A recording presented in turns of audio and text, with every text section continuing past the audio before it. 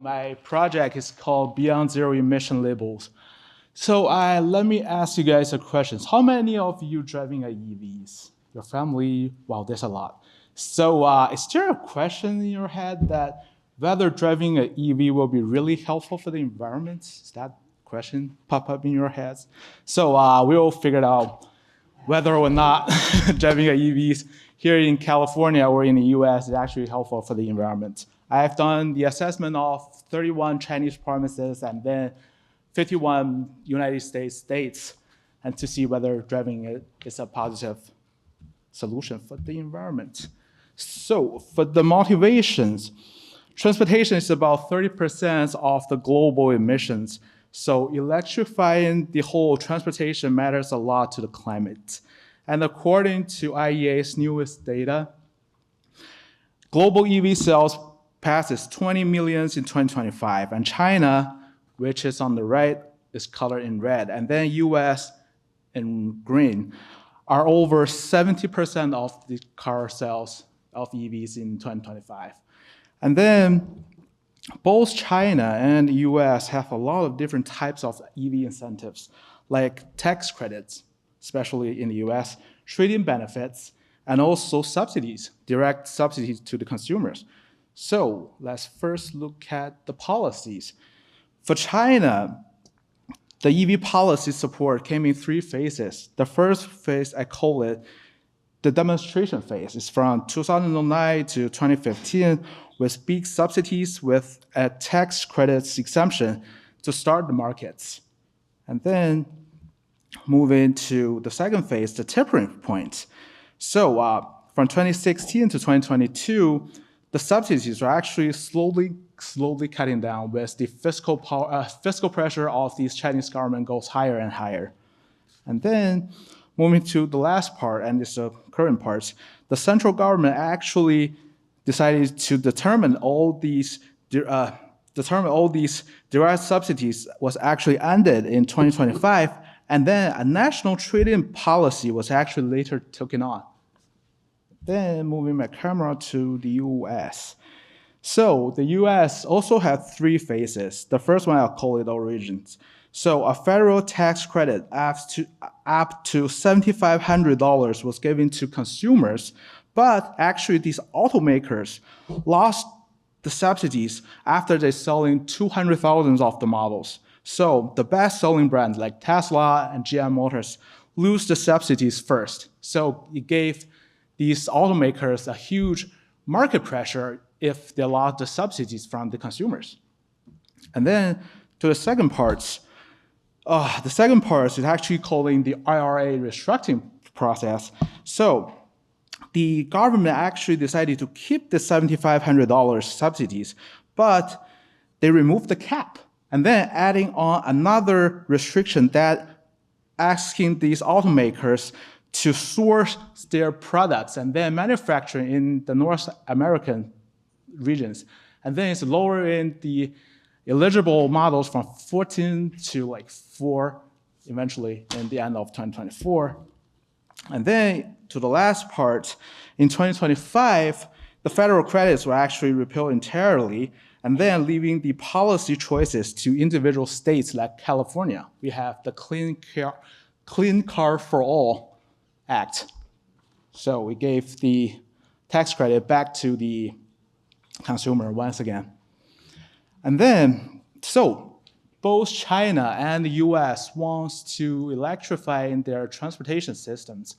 And then we share the same goal, but we actually have a shared blind spot at the same time. So if that the subsidies are uniform, that the same amount of money sent everywhere to all the consumers that are buying EVs, but these maps are actually showing that these environmental benefits, or to be precise, the amount of carbon dioxide emitted from the grid is actually different, regions to regions, states to states. Like the map showing on the screen, all these middle to left provinces, that's Yunnan provinces, they actually are heavily hydro power plants. So they generate their electricity from hydropowers, from from wind farms or from other renewable sources. And then if we compare it to the upper north provinces like Inner Mongolia, these states actually rely heavily on coals, so they are burning a lot of coals, making these emissions differ 6 to 2 times across the China's region. And then if we turn back to the US, so in the US, it's a relatively clear pattern that in the states located in the two coasts, it's actually much more cleaner than the states in the middle. So we rely on nuclear and renewable energies. And I think Vermont actually rely over 50% on hydropowers. So pretty good. And then if all these states are different like that, so driving EVs is actually have a lot difference of these environmental output in states like Vermont or driving a EV in Texas. And then, so there are some challenge. The first challenge is relatively simple. So most of the studies only look at CO2s, like the map I showed you previously, and skip local pollutants like NOx and fine particles like PM2.5, PM10s. And then second, most of studies assume EVs are usually heavier than ICE EVs due to the heavy batteries. And then after I test the real data from the 2025 sales data, and I found that actually we are different in China and the US, and it actually reveals my assumptions. So my 3 research questions are, so how much does the benefits vary by regions? What drives the difference? And then how should the policy respond to this difference?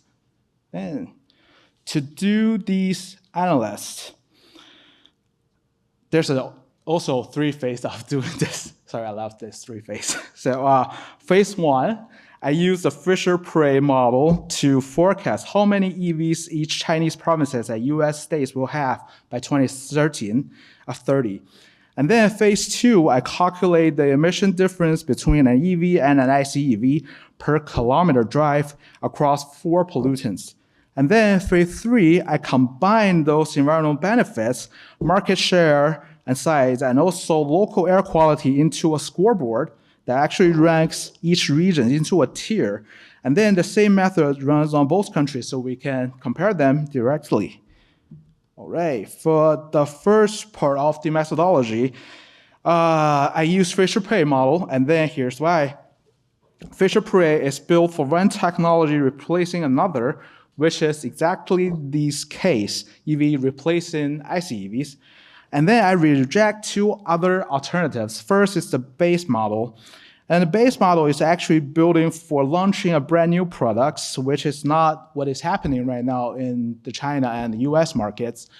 And also, it asks me for 6 different type of factors, and then I cannot get the data from it. So we just use the simplified Fisher-Price model to do the calculations.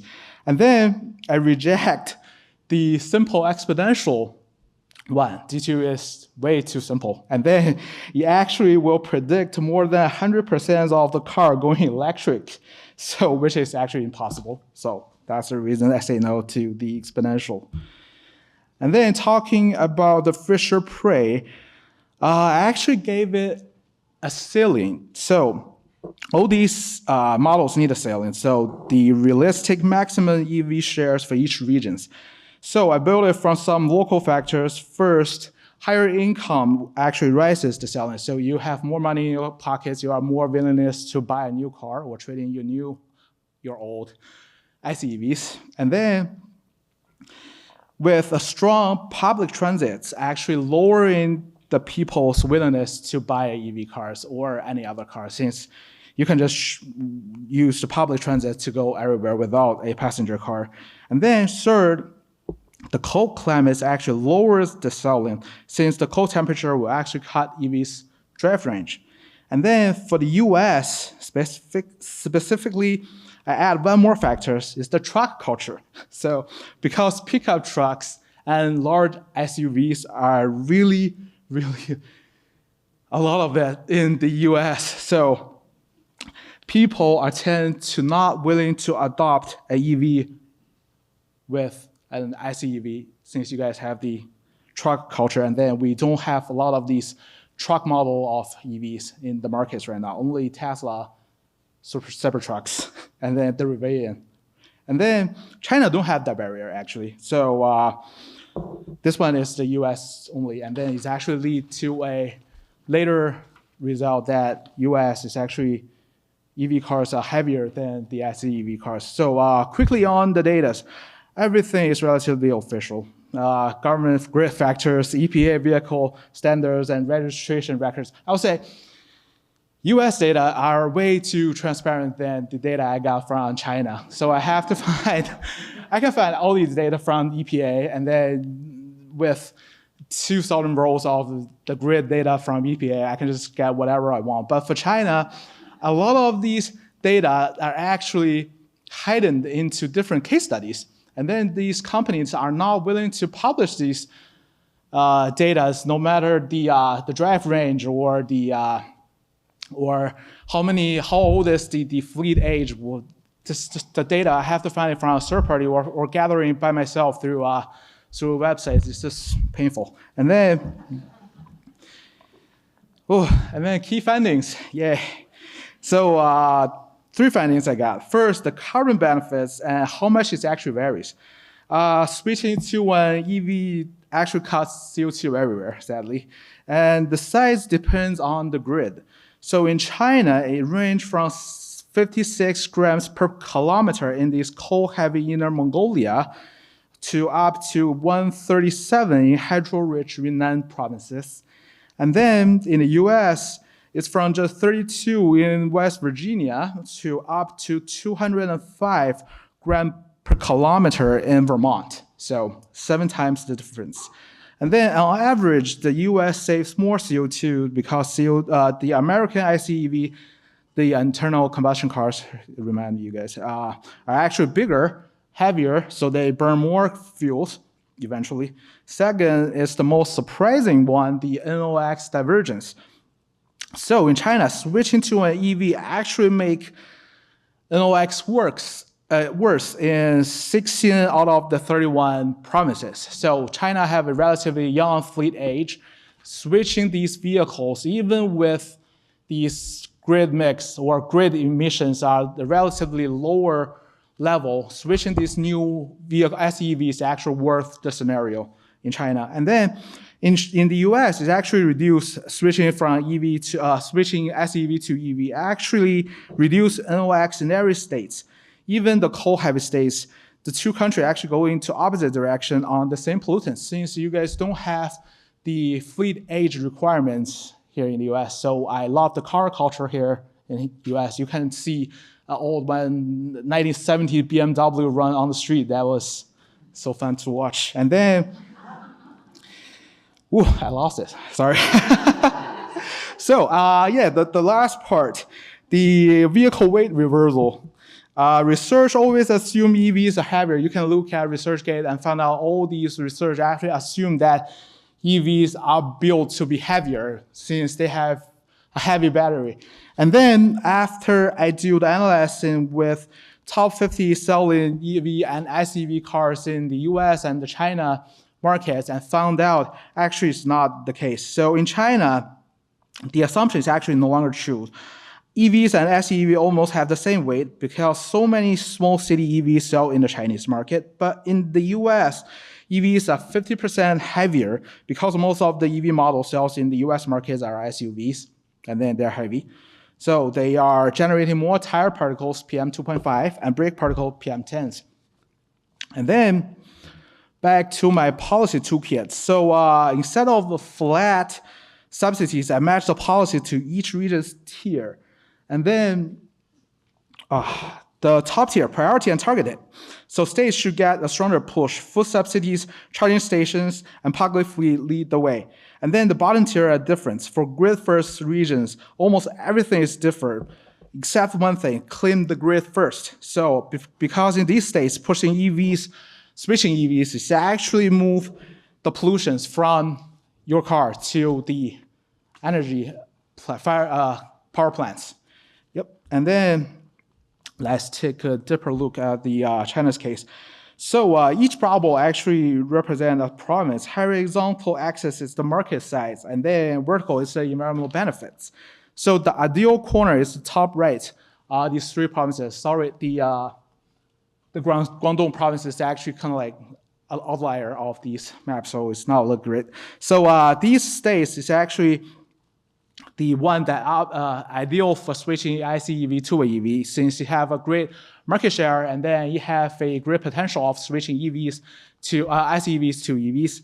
And then the key results is actually China has 5 provinces in tier 3 and 4 is the fourth quadrant. So in these states, provinces, switching to EVs actually carry a local pollutant penalties. So for them, EV incentives should come after the green cleanses first.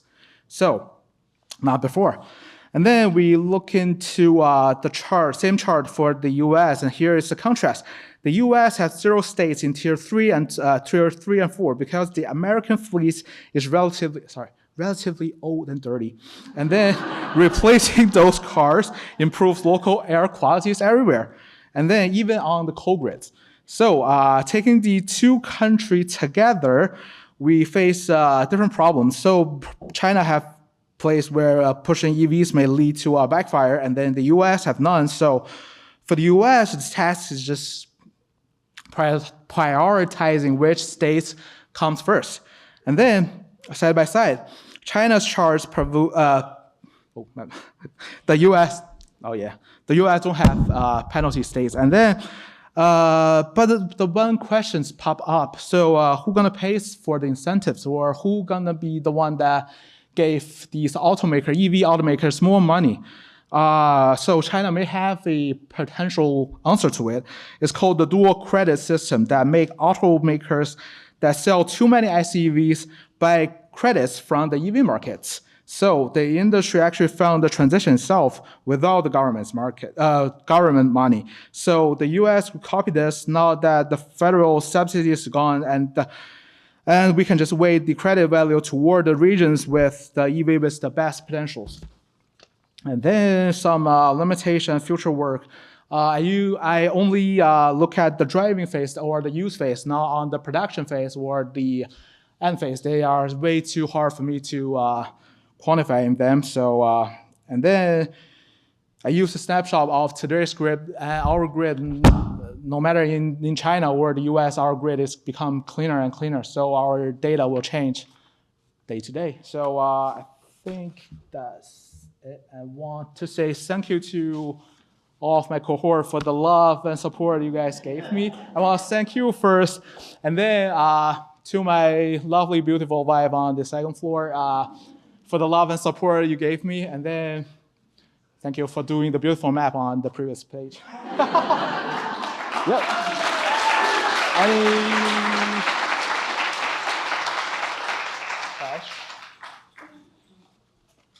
questions? Thank you so much for your presentation. I loved it. Thank you. I was really interested when you showed that China was actually, the NOx was increasing when you have more EVs. And it was making me think of my chemistry class. I don't know if you know this, but when you have higher NOx, it could be a VOC limited regime. So maybe increasing volatile organic compounds. So I don't know if you came across that, but is China trying to implement more green spaces or more nature to try and offset the higher NOx emissions? Well, you actually call it NOx, right? I call it nitrate. Oh, but NOx is make more sense. So China actually not having a specific policy to offset the NOx, but we do see that the greening on this cities or on the larger province level, green space are become more and more. So I don't have the contrast right now. So we used to have a huge PM 2.5 problems during the or before the Olympic Games. And then thanks for the US Embassy is actually the first one to bring up the concept of 2 PM 2.5 to the whole Chinese society. So we used to have a huge air pollution problem. So with these policies on not only on the ICEVs or on the coal-fired plants, we have a stricter and stricter emission standards. So it actually lowers not only the NOx, but also the SO2 or carbon dioxide, all these pollutants lowering down to a relatively low value. But China have 1.4 billion people, and then there is a huge energy challenge to support these people to survive, right? And then it's just impossible for us to just switch in suddenly from coal-fired plants to directly to hydropowers or more sustainable renewable energies. It's just impossible. So I would say we are the biggest polluter, but we are actually trying our best to lower it a little bit.